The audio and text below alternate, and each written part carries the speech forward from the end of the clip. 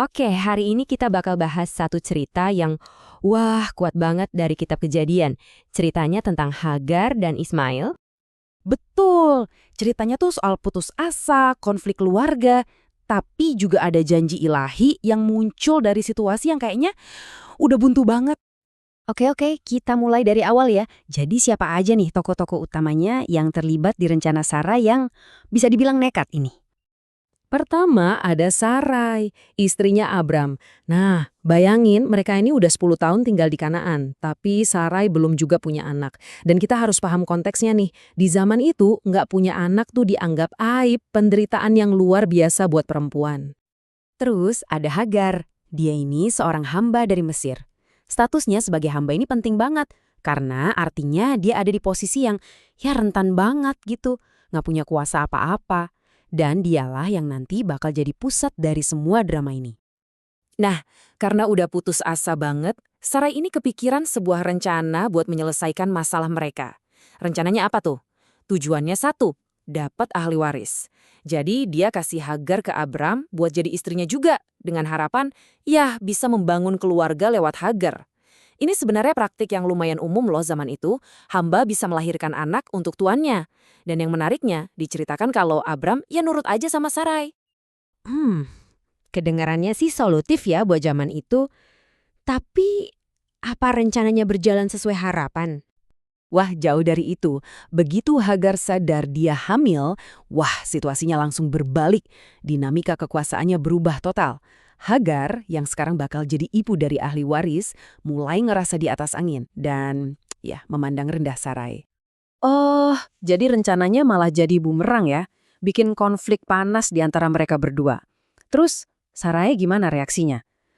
Sarai ngamuk tentu saja. Dan dia langsung nyalain Abram. Dia merasa dihina banget. Lucunya, Abram ini kayak cuci tangan gitu.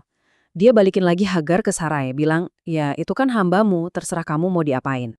Dan diceritakan, Sarai benar-benar menindas Hagar dengan kejam. Sampai-sampai Hagar nggak punya pilihan lain, dia harus kabur. Lari sendirian ke padang gurun yang, ya kita tahu, liar dan bahaya banget. Oke, kita sekarang ikutin pelarian Hagar. Apa yang terjadi sama dia? Sendirian loh, di tengah padang gurun. Nah, disinilah ceritanya berbalik. Ada utusan ilahi, malaikat Tuhan yang nemuin dia di dekat mata air. Ini simbolis banget ya, ada sumber kehidupan di tengah kekeringan. Betul, dan malaikat ini nanya sesuatu yang spesifik banget. Hagar, hamba Sarai, dari mana dan mau kemana? Pertanyaan ini seolah-olah nunjukin kalau Hagar itu nggak sendirian, ada yang tahu siapa dia. Dan Hagar jawab jujur, aku lari dari Sarai, tuanku. Terus, malaikatnya nyuruh apa? Disuruh kabur lebih jauh lagi. Justru ini yang unik. Enggak, malaikat itu malah nyuruh dia balik lagi dan tunduk sama Sarai. Tapi, perintah yang berat ini dibarengi sama janji yang luar biasa besar buat masa depan dia dan keturunannya.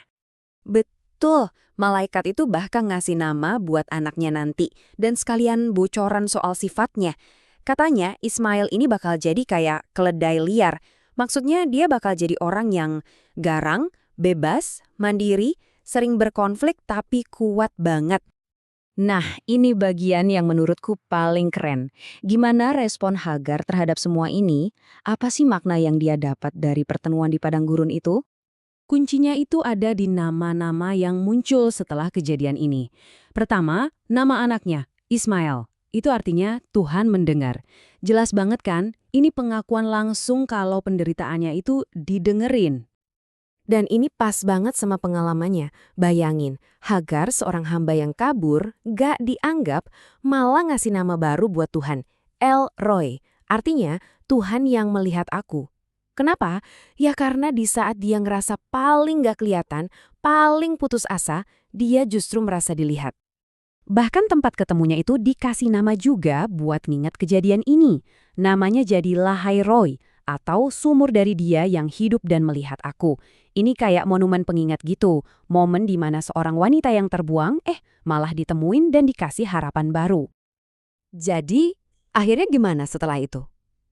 Hagar nurut, dia balik, terus melahirkan anak laki-laki.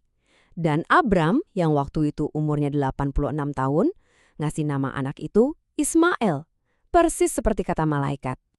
Ceritanya kelihatan selesai dengan, ya, sebuah resolusi. Tapi ini ninggalin kita pertanyaan yang dalam banget. Gimana rasanya sih merasa dilihat dan didengar waktu kita lagi ada di titik paling bawah? Dan itulah inti dari kisahnya. Warisan tentang Tuhan yang mendengar dan Tuhan yang melihat mereka yang tersisih. Ini jadi pengingat buat kita, kalau bahkan di tengah keputusasaan yang paling gelap pun, selalu ada kemungkinan untuk ditemukan.